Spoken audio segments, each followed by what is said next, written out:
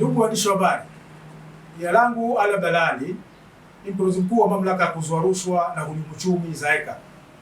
Itakumbukwa kuwa tarehe 12 mwezi wa 5 2026, Mheshimiwa Rais wa Zanzibar na mwenyekiti wa Baraza la Mapinduzi Dr. Hussein Ali Mwinyi alitoa maagizo maalum kwa mamlaka ya kuzuia rushwa na uhujumu uchumi ZAECA juu ya kuchukua hatua za kisheria kwa wale wote waliohusika na ubadhirifu wa fedha za malipo ya fidia kufuatia ripoti ya fidia iliyopokelewa kwake.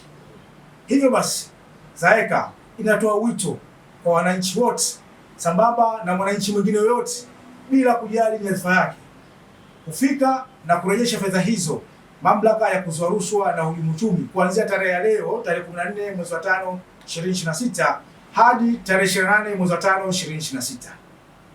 Katika kipindi hicho cha wiki mbili, mwananchi yoyote au mtu yoyote atakayeshindwa kutekeleza maelekezo hayo, mamlaka itachukua hatua kwa mujibu wa sheria.